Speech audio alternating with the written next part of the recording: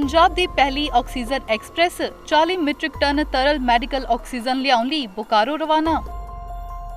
ਦੋ ਖਰੀਦ ਪ੍ਰਕਿਰਿਆਵਾਂ ਵਿੱਚ ਤੇਜ਼ੀ ਲਿਆਉਣ ਲਈ ਮਾਰਕਫੈਡ ਦਾ ਲਿਆ ਜਾ ਰਿਹਾ ਸਹਿਯੋਗ।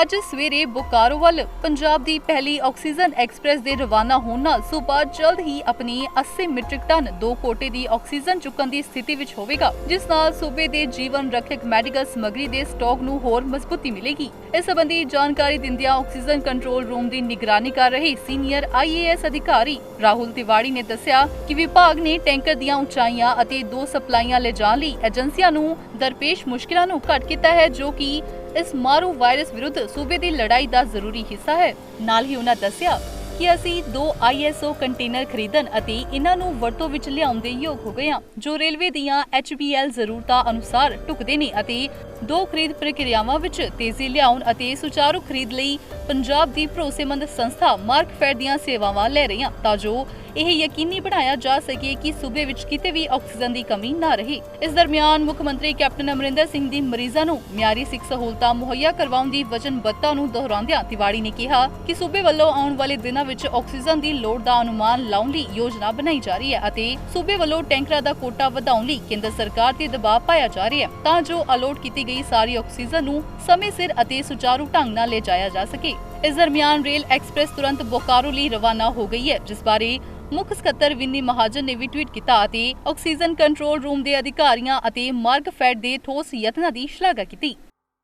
ਸਾਨੂੰ 80 ਮੈਟ੍ਰਿਕ ਟਨ ਦੀ ਐਲੋਕੇਸ਼ਨ ਬੋਕਾਰੋ ਤੋਂ ਹੋਈ ਹੈ ਔਰ ਇਸ ਮਾਲ ਨੂੰ ਉੱਥੋਂ ਲਿਫਟ ਕਰਨ ਲਈ, ਇਸ ਲਿਕੁਇਡ ਮੈਡੀਕਲ ਆਕਸੀਜਨ ਨੂੰ ਉੱਥੋਂ ਲਿਫਟ ਕਰਨ ਲਈ ਅਸੀਂ ਇੰਡੀਅਨ 에ਅਰ ਫੋਰਸ ਦੀ ਮਦਦ ਰਾਹੀਂ ਐਮਟੀ ਟੈਂਕਰਸ ਚੰਡੀਗੜ੍ਹ 에ਅਰਬੇਸ ਤੋਂ ਲਿਫਟ ਕਰਕੇ ਭੇਜਦੇ ਹਾਂ ਬੋਕਾਰੋ ਔਰ ਉੱਥੋਂ ਸਾਡੇ ਟਰਾਂਸਪੋਰਟਰਸ ਫਿਰ ਉਹਨਾਂ ਗੱਡੀਆਂ ਨੂੰ ਲੈ ਕੇ ਪੰਜਾਬ ਆਉਂਦੇ ਨੇ।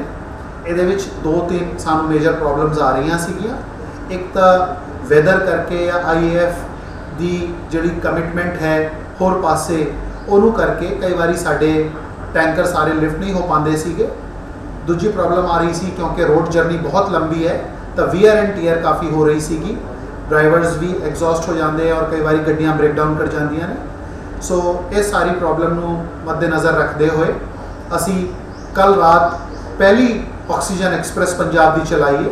40 ਮੈਟ੍ਰਿਕ ਟਨ ਦੇ ਕੈਂਟਰਸ ਲੈ ਕੇ ਸਾਡੀ ਆਕਸੀਜਨ ਐਕਸਪ੍ਰੈਸ ਇਸ ਵੇਲੇ ਪਹੁੰਚਣ ਵਾਲੀ ਹੈ ਬੋਕਾਰੋ। ਮੇਰੇ ਖਿਆਲ ਨਾਲ ਰਾਤ ਨੂੰ 9:30 ਵਜੇ ਉਹ ਪਹੁੰਚ ਜਾਏਗੀ ਤੇ ਅਸੀਂ ਪੰਜਾਬ ਸਰਕਾਰ ਦੇ ਟਰਸਟਡ ਅਦਾਰੇ ਮਾਰਕਫੈਡ ਨੂੰ ਰੋਪਿਨ ਕੀਤਾ ਹੈ।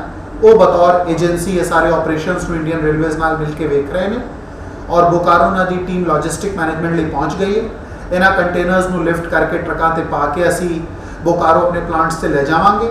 ਉੱਥੇ ਲਿਕੁਇਡ ਆਕਸੀਜਨ ਫਿਲ ਕਰਕੇ ਇਹਨਾਂ ਕੈਂਟਰਸ ਨੂੰ ਆਕਸੀਜਨ ਐਕਸਪ੍ਰੈਸ ਤੇ ਦੁਬਾਰਾ ਲੋਡ ਕਰਾਂਗੇ ਔਰ ਸਾਨੂੰ ਉਮੀਦ ਹੈ ਕਿ ਪਰਸੋਂ ਰਾਤ ਤੱਕ ਸਾਡੇ ਕੋਲ ਫਿਲਡ 40 ਮੈਟ੍ਰਿਕ ਟਨ ਦੇ ਟੈਂਕਰਸ ਆ ਜਾਣਗੇ ਔਰ ਫਿਰ ਇਸ ਆਕਸੀਜਨ ਐਕਸਪ੍ਰੈਸ ਨੂੰ ਅਸੀਂ ਰੂਟੀਨ ਤੌਰ ਤੇ ਚਲਾਵਾਂਗੇ। ਸਾਡੀ ਇਹ ਵੀ ਕੋਸ਼ਿਸ਼ ਹੈ ਇੱਕ ਹੋਰ ਆਕਸੀਜਨ ਐਕਸਪ੍ਰੈਸ ਅਸੀਂ ਚਲਾ ਸਕੀਏ ਤਾਂ ਜੋ ਰੈਗੂਲਰ ਲਿਕੁਇਡ ਮੈਡੀਕਲ ਆਕਸੀਜਨ ਦੀ ਸਪਲਾਈ ਪੰਜਾਬ ਨੂੰ ਮਿਲ ਸਕੇ ਔਰ ਇਸ ਸਾਰੇ ਉਪਰਾਲੇ ਲਈ ਪੰਜਾਬ ਸਰਕਾਰ ਦੇ ਸਾਰੇ ਆਫਿਸਰਸ ਬਹੁਤ ਮਿਹਨਤ ਕਰ ਰਹੇ ਨੇ। ਮੈਂ ਸਾਰੇ ਲੋਕਾਂ ਨੂੰ ਇਹ ਵੀ ਰਿਕੁਐਸਟ ਕਰਾਂਗਾ ਕਿ ਉਹ ਸੋਸ਼ਲ ਡਿਸਟੈਂਸਿੰਗ ਬਣਾ ਕੇ ਰੱਖਣ, ਮਾਸਕ ਪਾਉਣ ਔਰ responsible behaviour, Covid responsible behaviour ਜਿਹੜਾ ਹੈ ਉਹ ਦਿਖਾਉਣ ਤਾਂ ਜੋ ਛੇਤੀ ਤੋਂ ਛੇਤੀ ਅਸੀਂ ਇਸ ਪ੍ਰੋਬਲਮ ਤੋਂ ਨਿਜਟ ਸਕੀਏ। ਬਿਊਰੋ ਰਿਪੋਰਟ, ਚੜ੍ਹਦੀ ਕਲਾ, ਟਾਈਮ TV।